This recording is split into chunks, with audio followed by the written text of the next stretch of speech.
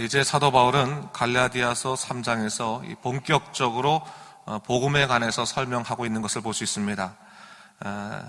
당시 갈라디아 교회가 처해 있는 영적인 상황을 염두에 둘 때 사도 바울은 유대 율법주의자들의 그릇된 가르침과 그리스도의 복음을 비교하는 방식으로 오늘 이 본문의 논리를 전개하고 있는 것을 볼 수가 있습니다. 그래서 율법과 믿음이라고 하는 양쪽 이 두 차원에서부터 그 차이와 연관성을 이야기하고 있습니다.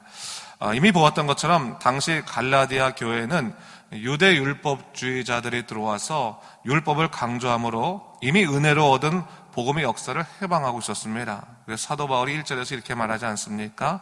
어리석도다 갈라디아 사람들아, 예수 그리스도께서 십자가에 못 박히신 것이 너희 눈앞에 밝히 보이거늘 누가 너희를 꾀이더냐, 그렇게 말했어요. 사도 바울은 복음의 은혜를 얻고도 거짓 선생에 속아서 율법의 속박으로 되돌아가려고 하는 갈라디아 교인들을 보면서 참으로 안타깝게 생각했습니다. 그런데 여러분, 사실 오늘날에도 이러한 경향성이 우리들에게 있습니다. 예수 그리스도의 십자가 은혜를 통해서 감사함을 경험하고 그 은혜의 놀라우신 위로를 경험했음에도 불구하고 어느 정도 신앙생활하다 보면 다시금 옛 그 율법의 세계 속에 돌아가고자 하는 우리의 모습, 행위의 세계 속에 돌아가고자 하는 모습들을 우리 안에 볼 수 있죠. 왜냐하면 우리가 끊임없이 인생의 실패를 경험하고 또한 우리 인생의 실수를 경험하지 않습니까? 우리의 나약함과 또 우리의 완악함을 경험하지 않습니까? 자꾸 우리 자신을 돌아봄을 통해서 스스로 낭망하고, 그래서 우리에게 이미 주어진 구원의 그 놀라운 은혜를 자꾸 잊어버릴 때가 적지 않은 것을 보게 됩니다. 그래서 여러분, 신앙생활 하면서 절대로 잊지 말아야 될 복음의 핵심이 있지요. 바로 우리를 향하신 복음의 역사는 우리 스스로의 노력으로 절대 이룰 수 없는 구원의 자리이고, 이 자리는 예수 그리스도의 그 은혜의 피, 십자가의 은혜로만 주어졌다라고 하는 사실을 항상 잊지 말아야 되는 겁니다. 그러니까 하나님을 바라봐야 되는 것, 예수 그리스도를 바라봐야 되는 것이지 우리 자신을 바라보는 것으로서 우리 스스로가 구원의 정당성을 우리가 이룰 수 없다라고 하는 것을 이야기하는 것입니다. 여러분, 하나님을 바라보면, 예수님을 바라보면 우리는 감사할 수밖에 없습니다. 우리 이 나약하고 또 연약하고 또 완악한 우리 자신을 예수 그리스도의 그 사랑을 통해서 구원해 주지 않았습니까? 그런데 여러분, 예수님을 바라보지 않고 역으로 자꾸 우리 자신만 바라보게 되면 실망할 수밖에 없죠. 우리가 얼마나 연약해서 스스로 넘어진 존재입니까? 스스로 연약해서 넘어질 수밖에 없을 뿐만 아니라, 혹은 우리 자신의 내가 무엇인가를 해가지고 하나님을 향해서 내가 이만큼 다른 사람보다 더 잘했다, 그것을 공로를 근거로 삼기 시작하면 예수 그리스도의 그 놀라우신 사랑 자체를 바라볼 수 없는 그러한 온전치 못한 신앙의 삶으로 들어갈 수도 있다고 하는 사실을 우리가 알아야 되는 겁니다. 그런 의미에서 여러분, 우리가 신앙생활에도 율법적으로 신앙생활하는 사람이 있을 수 있고 또 복음적으로 신앙생활을 할 수 있다라고 하는 것을 항상 염두에 둬야 되는 겁니다. 예컨대 우리들의 상황과 한번 연결해 볼까요? 연결해 보면 이 갈라디아 교인과 좀 달리 오늘날에도 율법적으로 산다고 하는 것이 뭐겠습니까? 또 복음적으로 산다는 것이 뭐겠습니까? 예를 들어서 하나님의 은혜에 감사하여 매주일 온 마음과 정성으로 예배드리는 것, 너무 주님이 좋아서 감사함으로 주일날 나와서 예배드리고 또 새벽마다 나와서 예배드리고, 이런 감사함이 바탕으로 돼 있고 그 은혜가 바탕으로 돼 있으면 문제가 없는데, 어느 순간부터 우리는 이런 게 있잖아요. 주일날 교회를 갔지 않았더니 일이 잘 안 풀려요. 뭔가 넘어지는 육체의 그 어려움이 있었어요. 그러면 내가 오늘 교회를 갔다 오지 않아서 하나님이 치셨나 보다, 그렇게 생각하는 경우도 있을 수 있고, 또 우리가 뭔가 열심히 노력을 해서 인생의 결실을 얻었는데 감사함으로 주님께 11조도 드리고 또 헌금도 드리지 않습니까? 근데 11조 드리지 않으면 뭔가 찝찝하고, 또 내가 이거 안 하면 안 되는데, 그래서 뭔가 내가 하나님께 드림을 통해서 내 스스로의 마음의 부담감도 덜 뿐더러 이것으로 축복의 이유를 삼는 것, 이것은 어떻게 보면 다른 것 아니겠습니까? 복음적인 삶을 산다고 하는 것은 그 중심이 항상 예수 그리스도인 겁니다. 그것을 잊지 말아야 돼요. 예수 그리스도를 바라보면 우리는 감사할 수밖에 없는 것이고, 예수 그리스도를 바라보게 되면 우리는 회개할 수밖에 없는 것입니다. 근데 우리 자신을 바라보면 우리는 낙심할 수밖에 없는 것이고, 우리 자신의 행위를 근거로 삼으면 우리는 교만할 수밖에 없는 것입니다. 이 두 가지가 전혀 다른 삶을 주고 있다는 사실을 잊지 말아야 되는 겁니다. 사도 바울이 갈라디아 교인들에게 얘기하는 것이 바로 그것입니다. 너희가 예수 그리스도로 말미암아 은혜의 삶을 살게 되고 복음의 삶을 살게 되었는데, 너희가 스스로 자꾸 율법의 문제로 되돌아감을 통해서 너희 스스로가 낭망하고 너희 스스로가 교만하고 스스로 자기 자신에게 매인 율법적인 삶 가운데 살아가고 있지 않느냐. 그것은 바람직한 삶이 아니다. 복음의 방향으로 돌아가라 라고 하는 차원에서 얘기하고 있는 것이죠. 그런 의미에서 율법에 대한 부분을 설명하기 위해서 오늘 본문에서 얘기하는 사람이 누구냐면 아브라함입니다. 아브라함을 얘기하고 있는데, 오늘 본문에서 이 아브라함에 대해서 8절과 9절에서 이렇게 얘기하고 있습니다. 제가 8절 9절 읽어볼 테니까 보세요, 여러분. 또 하나님이 이방을 믿음으로 말미암아 의로 정하실 것을 성경이 미리 알고 먼저 아브라함에게 복음을 전하되 모든 이방인이 너로 말미암아 복을 받으리라 하였느니라. 그러므로 믿음으로 말미암는 자는 믿음이 있는 아브라함께 복을 받느니라 얘기하고 있어요.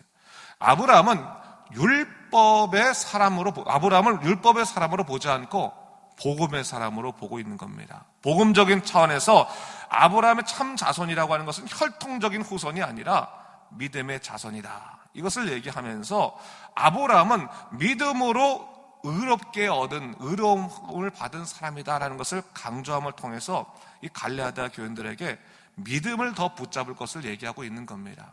그러면서 3절에서 사도 바울은 그들이 성령으로 시작한 사람임을 상기해지면서 믿음으로 의로움을 받는 그 복을 이미 누리고 있는 사람이다 라고 말하면서 너희가 어찌 율법으로 인하여 다시금 율법으로 마칠 위기를 경험하게 되느냐, 그것을 얘기하고 있는 것이죠.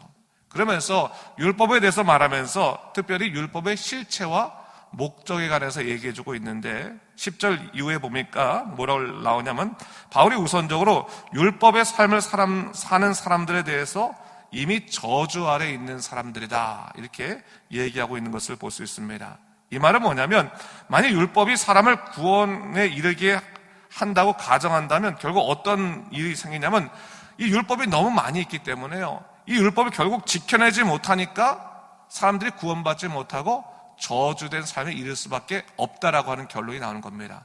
너무 많은 율법이 있으면 어떻게 지키겠습니까? 스스로 낭망하고 낙심할 수밖에 없는 것이지. 그러니까 율법의 삶은 결국 저주의 삶으로 이끌 수밖에 없다라고 하는 것을 얘기하는 것이죠.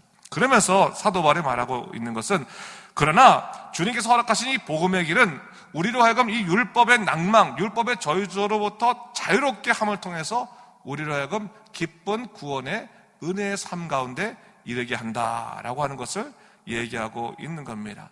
바로 이러한 차원에서 율법으로부터 벗어나서 복음을 향하는 주님의 백성이 될 것을 권고하고 있는 것이죠. 그래서 15절 이유를 보게 되면 사도 바울이 율법으로부터 벗어나야 될 이유들 중에서 아브라함의 구원을 받은 것이 그 이유가 언약에 있음을 설명하고 있는 것을 볼 수 있습니다. 그리고 그 언약이 그리스도를 향해 있다라고 하는 것을 이야기하는 것을 볼 수가 있습니다. 그래서 여러분 자신의 모든 생각과 결단을 내려놓고 오직 하나님의 언약을 바라보았던 이 아브라함의 믿음이 예수 그리스도를 통해서 구원의 역사를 보증된 것이다라고 하는 것을 오늘 사도 바울이 설명하고 있는 것이죠. 근데 여러분 이 율법엔 역할이 있다고 하는 것을 또 얘기하고 있어요. 율법을 무조건적인 잘못된 것이라고 보지 않고 이 사도 바울의 입장에서는 율법에 있어서 유효성과 제한성이 있다고 하는 것을 얘기하고 있는데 오늘 본문에 이 부분을 잘 나타낸 것 중에 하나가 뭐냐면 율법에 대해서 초등교사다, 이 초등교사다라고 하는 것을 이야기하고 있는 것을 볼 수 있습니다. 이 초등교사라는 게 뭐냐면요, 옛날에는 이걸 몽학선생이라고 표현했거든요. 당시 이 유대교적인 상황 속에서 몽학선생은 뭐냐면 어린아이들이 율법을 이제 그러니까 그 하나님 말씀을 배우기 이전에 지침을 가르쳐주는 사람들이 있었습니다. 그러니까 예를 들어서 우리나라도 유치원 같은 데 가면 아이들한테 학문을 가르치진 않지만, 야, 코 올리지 마. 야, 밥 먹을 때는 숟가락 짚고, 젓가락 짚고, 그리고 길 가면 오른손 들고, 가고, 이런 거 배우지 않습니까? 그런 역할이 초등교사 역할이라고 하는 거예요. 그러니까 율법이 어떤 역할을 했냐? 살아갈 때 무엇인가 지키지 말아야 될 초등교사 역할을 하긴 했지만 율법 자체가 구원의 일을 이루는 것은 아니다라고 하는 것을 오늘 초등교사라고 하는 개념 속에서 설명하고 있는 것입니다. 그럼을 통해서 오늘 사도 바울이 가장 중요시 여기는 것은 뭐냐? 결국 율법이라고 하는 것은 우리로 하여금 초등교사 역할밖에 하지 못하는 것이기 때문에 율법을 넘어선 예수 그리스도의 복음으로 인한 삶을 살아가는 것이 마땅한 삶이다라고 하는 것을 얘기하고 있는 것이죠. 자, 그렇다면 오늘 우리에게도 좀 적용되는 말씀을 좀 얘기해야겠죠. 이 사도 바울이 얘기한 것들을. 여러분, 율법에 우리가 하나님의 은혜에 합당하게 살아간다고 하는 것이 뭐겠습니까, 여러분? 합당하게 살아가는 것이 무조건 우리 스스로가 정한 그 법들을 지키며 살아가는 것이 은혜에 합당한 삶을 살아가겠습니까? 은혜에 합당하게 살아간다고 하는 것, 제일 중요한 것은 예수 그리스도의 십자가를 바라보고 그분의 은혜에 감사하여 사는 삶이 제일 첫 번째 삶이라고 하는 겁니다. 여러분, 예수님을 바라보게 되면 우리 스스로가 연약한 부분들이 보이기 때문에 연약한 부분들은 회개하게 되는 것이고, 또한 우리에게 주신 그 놀라우신 약속의 부분들이 있으면 감사하며 살아가는 삶을 살아가게 되는 것이죠. 정죄할 이유가 없는 겁니다. 정죄할 이유가. 오직 예수 그리스도 안에서는 감사와 회개, 이 두 개밖에 없는 겁니다. 여러분, 오늘 살아갈 때 감사하며 살아가는 여러분 되시길 주님의 이름으로 축원합니다. 항상 예수님 바라보면서 감사함으로 살아가십시오. 그 감사함이 여러분의 믿음을 지켜줄 겁니다. 또한 여러분 스스로가 죄의 부분이 있다면 이 부분을 여러분들에게 정죄할 이유가 없습니다. 주님께 내어놓고 회개하면 주님의 용서의 줌을 통해서 우리가 또한 주님의 십자가의 보혈에 힘입어서 능력으로 살아갈 수 있는 믿음의 사람으로 바로 설 수 있게 될 것입니다.